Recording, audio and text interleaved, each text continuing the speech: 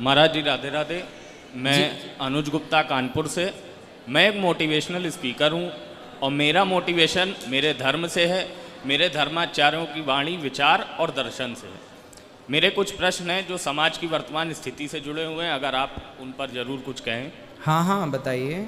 महाराज जी, आपके द्वारा गौरी गोपाल वृद्धाश्रम का संचालन होता है। निश्चित रूप से ही एक बहुत ही पुनीत कार्य है। मुक्त कंठ से जितनी भी प्रशंसा की जाए कम। परंतु महाराज जी, भारत जैसा देश जिसकी इतनी समृद्ध सांस्कृतिक विरासत हो, जिसके नायक श्री रामचंद्र जी हों, जिन्होंने अपनी माता की इच्छा अनुसार और पिता के आदेशानुसार संपूर्ण राज वैभव को तुच्छ जानकर त्याग कर 14 वर्ष का वनवास शिरोधारी किया हो, उस संस्कृति में आज वृद्धों की ये स्थिति जो हो रही है, ये प्रवृत्ति जो हमारी पतित हो रही है, इसका क्या कारण है महाराज जी? आजकल माँ बाप अपने बच्चों को संस्कार नहीं दे रहे हैं, बस ये कारण है जरा सा। यदि स्कूल कोचिंग के साथ जितना समय कोचिंग में, स्कूलों में, वो पढ़ाई ज़रूरी है, पर आज की शिक्षा संस्कारहीन हो गई है। इसके कारण ये दुर्गति हो रही है कि बच्चे अपने माँ बाप की सेवा। आज ही आपने देखा, एक वृद्ध माँ आई, 4 बेटे हैं उनके।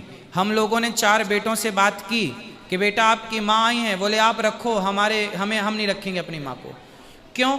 क्योंकि माँ बाप ने पढ़ाया लिखाया तो है, पर उस पढ़ाई में, शिक्षा में संस्कार देना भूल गई। जैसे कई बार माताएं दाल में नमक डालना भूल जाती हैं, वही है नमक, संस्कार। जैसे दाल में सब कुछ डाला जाए, बस नमक भूल जाओ तो व्यर्थ है। उसी प्रकार बच्चों को सब दे दो, सोना चांदी हीरा मोती, बड़ी बड़ी डिग्रियां, बड़ा बंगला, बड़ी गाड़ी, लेकिन संस्कार ना दो तो वैसे ही है जैसे दाल नमक के बिना, ऐसे जीवन संस्कार के बिना। महाराज जी, इसी से जुड़ा एक प्रश्न और है। हमारे यहाँ शिक्षा के 2 स्वरूप बताए गए, विद्या और अविद्या। विद्या जो ब्रह्म और सत्य का ज्ञान कराए, और अविद्या जो सभी भौतिकता का ज्ञान कराती है। आज हम अपने बच्चों को अविद्या की तरफ तो प्रेरित करते हैं, उनकी उच्च शिक्षा का भी प्रबंध करते हैं, जिसका केंद्र बिंदु सिर्फ अविद्या है, भौतिकता है। परंतु जीवन में जब कभी ऐसा समय आता है जब कोई असफलता उनको मिलती है या वह निराश होते हैं, तो वो कठिन से कठिन और कठोर से कठोर कदम उठा लेते हैं, क्योंकि उनके पास विद्या नहीं है। तो महाराज जी, आप बच्चों से क्या कहना चाहेंगे कि किस प्रकार विद्या और अविद्या के बीच में संतुलन बना के एक बेहतर भविष्य का निर्माण करें? वो अविद्या की तो बात करो ही मत, विद्या की। हमारे यहाँ अविद्या का कोई स्थान नहीं है। हमारे यहाँ विद्या ददाति विनयम। हमारे यहाँ विद्या हमें नम्रता देती है। और विद्या से देखो, ज्ञान से विज्ञान हुआ। विज्ञान का पिता कौन है? यदि ज्ञान नहीं होता तो विज्ञान नहीं होता। पानी में बिजली है, ये जान लेना ज्ञान है, पर उस पानी से बिजली को प्रकट कर देना ये विज्ञान है जी। तो ज्ञान और विज्ञान में ये अंतर है। हमारे यहाँ विज्ञान था, हमारे यहाँ विद्या है। ऐसी कि रावण के पास पुष्पक विमान था, उड़ने वाली टेक्नोलॉजी तब भी थी जी। कैमरा, टीवी, महाभारत का युद्ध कुरुक्षेत्र में चल रहा था। धृतराष्ट्र को संजय हस्तिनापुर में देखा, आंखों देखा हाल सुना रहे थे, तो वो एक टेक्नोलॉजी थी। तो हमारे यहाँ ज्ञान से विज्ञान तक खूब गया, हमारे यहाँ के संत ऋषि मुनि गए। तो आजकल बच्चों को, अब आप गलती क्या हो गई कि आजकल माँ बाप ने बच्चों को शास्त्र नहीं पढ़ाए। अब भागवत जी में वही बात लिखी है जो मेडिकल साइंस आज बता रहा है। जब स्त्री गर्भवती होती है तो कितने महीने में यह पता लगाया जा सकता है कि पेट में बेटा है या बेटी है? बताओ, स्त्रियों का जब गर्भवती होती हैं और पेट में बेटा है कि बेटी, ये कितने महीने में पता लगता है? लिंग परीक्षण कब होता है, आपको पता है? नहीं महाराज। 3 महीने में। ये देखो सारी माताएं बोल रही हैं। क्यों? स्त्री के भीतर जो बच्चा है उसके अंदर 3रे महीने में शरीर में स्त्री और पुरुष के चिन्ह का निर्माण होता है। ये बात साइंस को अब पता लगी, 20 साल पहले, 50 साल पहले, 70 साल पहले। भागवत जी पढ़ो तो 5,500 साल पहले उन्होंने लिख दिया था कि जब स्त्री गर्भवती होती है तो पिता के द्वारा, जब स्त्री गर्भवती होती है तो 1 महीने में बच्चे का सिर तैयार होता है, 2 महीने में बच्चे के हाथ पांव निकलते हैं, तीसरे महीने में स्त्री और पुरुष के चिन्ह उत्पन्न हो जाते हैं, चौथे महीने में बच्चे के सप्त धातु प्रकट हो जाती हैं, 5वें महीने से बच्चे को भूख और प्यास लगने लग जाती है, 6वें महीने से वह माँ के दाएं से बाएं कोख की तरफ भागने लग जाता है और भगवान की प्रार्थना करने लग जाता है कि प्रभु मुझे इस गर्भ से बाहर करो। जो साइंस आज प्रूव कर रही है वही हमारे शास्त्र पहले हमारे और आपके लिए सब लिख के गए हैं। विडंबना ये है कि आज के बच्चों को अपने वेद पुराण पढ़ने का समय नहीं है, केवल फेसबुक व्हाट्सएप चलाने का समय है और निंदा चुगली सुनने का समय है। काश अपने पुराने इतिहासों को पढ़ने का समय होता। आज बच्चों के पास महाराणा प्रताप जी के बारे में पढ़ने का समय नहीं है। झांसी की रानी मीराबाई, नरसिंह मेहता, रैदास जी, रसखान जी, सूरदास जी। आजकल के बच्चों से पूछो कि सूरदास जी कौन है, रसखान कौन है, रैदास कौन है, मीरा कौन है, कर्मा कौन है, सक्को कौन है, कोई नहीं जानकारी। गुरु नानक देव जी कौन है, गुरु गोविंद देव जी कौन है, कोई जानकारी नहीं। क्यों? क्योंकि इन सब चीज़ों को पढ़ने के लिए बच्चों के पास ना समय है और ना ही उनके माँ बाप ने उन्हें प्रेरित किया कि ये पढ़ना ज़रूरी है। यदि ये इतिहास पढ़ा होता तो बच्चे आज फौलादी होते, मजबूत होते, अपनी संस्कृति जानते और ज्ञान होता तो विज्ञान अपने आप आता। अब बताओ, इसरो ने नासा में 30% वैज्ञानिक भारतीय हैं। नासा में 30% वैज्ञानिक भारतीय हैं, पर हमारे भारत की इसरो में 1 भी % दुनिया में भारत के अतिरिक्त कोई वैज्ञानिक नहीं है। मतलब पूरा इंडियन, पूरा भारतीय। हमारे भारत के वैज्ञानिकों ने वो कर दिखाया। चंद्रयान 3 लॉन्च हुआ, सक्सेसफुल लैंडिंग हुई। और देखिए ना, हमारे भारत के वैज्ञानिक क्या नहीं, ये जो आज हुआ है ये पहले हो सकता था। हमारे उन वैज्ञानिकों को इस प्रकार का हौसला देने वाला कोई था नहीं जिस प्रकार आज सरकार दे रही है हौसला। पहले की सरकारों ने शायद उस संस्थाओं को इतना मजबूत ना किया हो, इतना फंड ना दिया हो, इसलिए। लेकिन देखो, सपोर्ट आप हमें करें, हम आप करें, आप हमें करें, हम आपको करें तो एक निर्माण होगा। तो आजकल क्या हुआ, अब सुंदर पिचई गूगल का सीईओ है, भारत का है। भारत में टैलेंट की कमी नहीं है। यदि भारत का बच्चा पढ़ लेगा तो प्रत्येक बच्चा इतिहास रचेगा, बस पढ़े तो। महाराज जी, प्रेम का स्वरूप क्या होना चाहिए? प्रेम तो सदा से ही मुक्त रहा है, संवर्धनशील रहा है। आज जो प्रेम का स्वरूप हम देखते हैं वो बाध्यकारी है, उसमें शोषण हो रहा है। अब इसका प्रत्यक्ष उदाहरण आपका ब्रजमंडल है। आज 5000 वर्षों से ब्रजवासियों ने राधा रानी को और कृष्ण जी को उसी भाव से प्रेम किया है जिस भाव से 5000 वर्ष पूर्व था।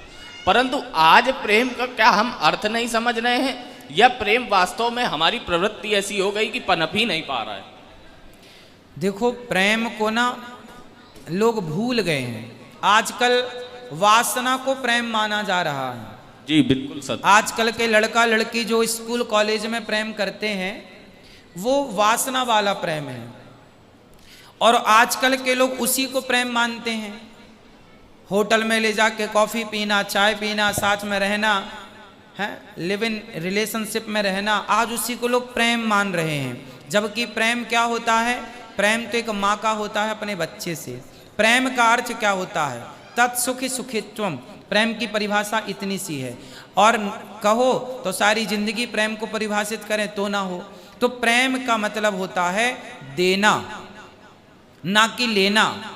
जैसे माँ अपने बच्चे को सब कुछ देना चाहती है, यदि आपकी माँ का वश चलता ना तो आपकी माँ आपको दुनिया का सर्वश्रेष्ठ पद दिला के रहती। यहाँ जितनी माताएं बैठी हैं, यदि इनमें से किसी भी माँ का वश चल जाए तो अपनी संतान को दुनिया का सर्वश्रेष्ठ पद पर ले जाके बिठा देगी। बस चले तो मतलब माँ अपने बच्चे को देना चाहती है, सब कुछ देना चाहती है। केवल जहाँ देने का भाव है वो प्रेम है। जहाँ भक्त केवल अपने भगवान को देता है, और क्या दें, स्वयं को दे देता है। जहाँ भक्त भगवान को खुद को दे, उसका नाम प्रेम है। गोपियाँ मथुरा में भगवान श्री कृष्ण जब वृंदावन से गए तो मथुरा तो थे, अब गोपियां मथुरा से वृंदावन 10 किलोमीटर की दूरी है। आप जाएंगे तो दिन में 4 चक्कर लगा सकते हैं और पैदल जाएंगे तो 2 घंटे 3 घंटे में आप मथुरा जा सकते हैं वृंदावन से। अब गोपियां चाहती तो जाके भगवान से मिल आती, पर नहीं मिलने गई ना। यदि आपको हमारे बिना सुख मिल रहा है तो आपके सुख में हम व्यवधान पैदा नहीं करेंगे। ये प्रेम है। अद्भुत अद्भुत। मतलब प्रेम ये नहीं चाहता। आज लड़के ने एक लड़की को बोला फलाने पार्क में आ जाना, इतने बजे आना, लड़की लेट हो गई, अरे तुम लेट हो गई, उसे डांटा, उसे ये कहा वो कहा। पति पत्नी आज जरा लेट हो गए तो उनको डांट दिया पति ने, तुम्हारा तो यही होता है, लेट हो जाती हो और सजना सवरना कर लो। मतलब जहां ये बात है ना, तुम हमारे हिसाब से चलो, जहां अपने हिसाब से चलाया जाए वो स्वार्थ है, और जहां सामने वाले के हिसाब से चला जाए वो प्रेम है। सत्य महाराज। भगवान को, हे भगवान मुझे ये दे दो, मैं आपकी इतनी बड़ी भक्त हूं, मुझे ये दे दो। जहां भगवान से डिमांड की जाए वहां स्वार्थ है। लेकिन जहां भगवान की इच्छा है, प्रभु जो आपकी इच्छा, जो आप दें वो स्वीकार है, बस ये प्रेम है। तो ये प्रेम है। महाराज जी, हमारी संस्कृति ऐसी रही है कि किसी भी रिश्ते को अगर आप देखें तो उसको परिभाषित करने का काम हमारी संस्कृति ने किया है। हर रिश्ते की आपको एक उत्कृष्ट उदाहरण हमारी संस्कृति में मिलेगा। परंतु आज इधर कुछ वर्षों में अगर देखें तो बहुत तेजी से हमारे समाज में पारिवारिक विघटन शुरू हुआ है। आज संयुक्त परिवार ढूंढने से भी नहीं मिल रहे हैं। इसका क्या कारण है महाराज जी?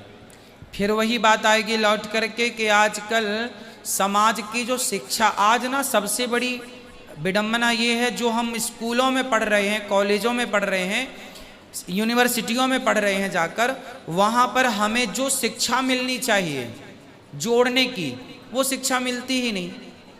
आजकल तो तोड़ने की शिक्षा है। देखो आज सबसे ज़्यादा हिंदी मीडियम नहीं है, इंग्लिश मीडियम है। संस्कृत मीडियम नहीं है, सिर्फ इंग्लिश। अब आपके बच्चे कहाँ पढ़ रहे हैं? इंग्लिश मीडियम में। अब इंग्लिश का फंडा क्या है? इंग्लिश में कोई बुआ नहीं होती, इंग्लिश में कोई मौसी नहीं होती, कोई मौसा नहीं होता। इंग्लिश में तो सबको ले दे के आंटी और अंकल होता जी। वहाँ रिश्तों की कोई रिस्पेक्ट नहीं है। वहाँ एक है सबके लिए, वही मौसी है और वही बुआ है। हमारे यहाँ मौसी अलग होती है, बुआ अलग, और वहाँ पर ये भी आंटी, ये भी आंटी, सब आंटी। कैसे हो? मतलब उन लोगों को आज तक रिश्तों को निभाना नहीं आया, रिश्तों के नाम रखने नहीं आए।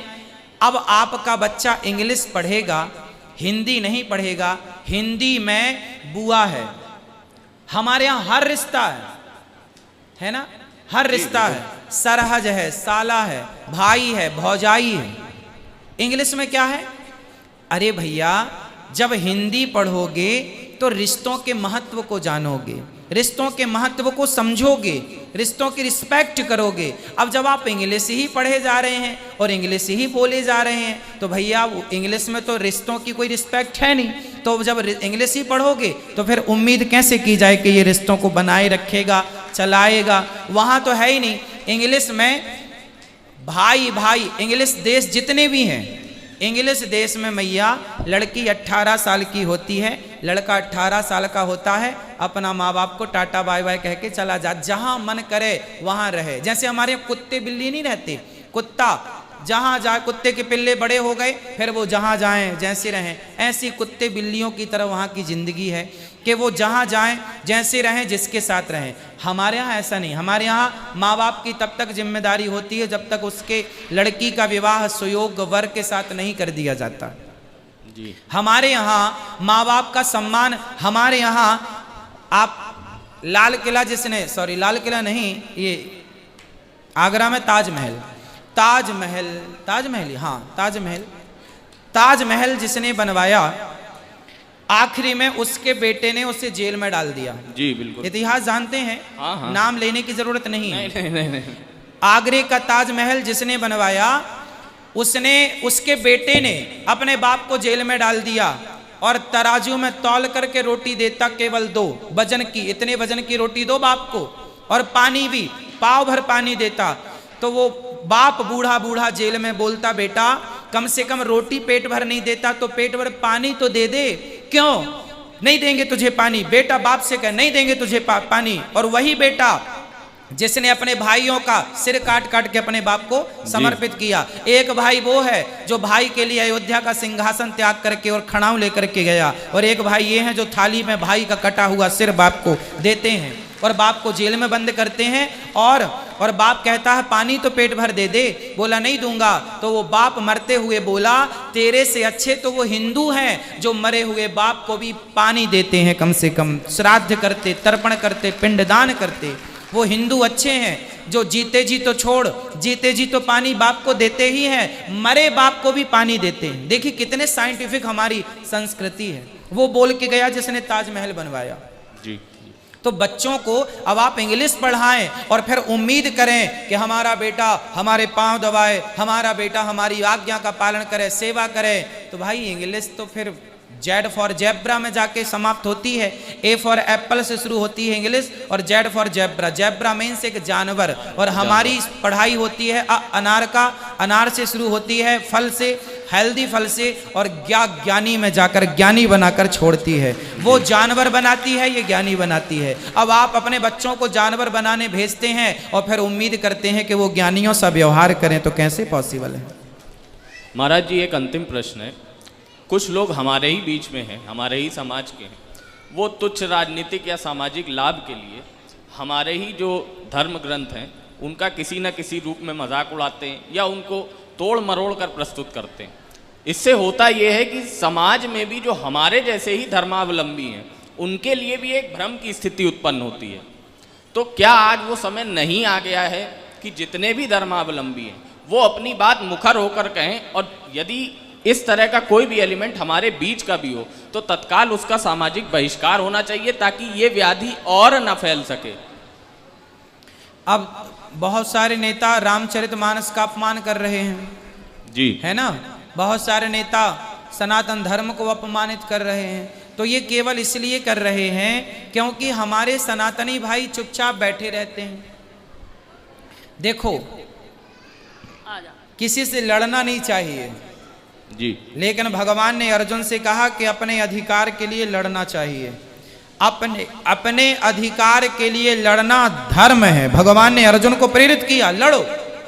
अर्जुन बोले मैं सन्यासी हो जाऊंगा, मैं युद्ध नहीं करूंगा, सामने लोग अपने खड़े हैं, क्या युद्ध करना। भगवान बोले नहीं, ये कायरता है, कायरता है ये। अपने धर्म के लिए, अपने अधिकार के लिए, यदि पांडव अपने अधिकार के लिए ना लड़े होते तो क्या कौरव उनको देते अधिकार? इसलिए आपकी संस्कृति को बचाना आपका अधिकार है। इसलिए अपने अपने अधिकार के लिए तो कम से कम खड़े हो जाओ कि भाई आप हमारी गीता को, आप हमारे रामचरितमानस को, आप पहले अर्थ तो समझो। अब मूर्ख हैं, अब तो मूर्खों को क्या कहें।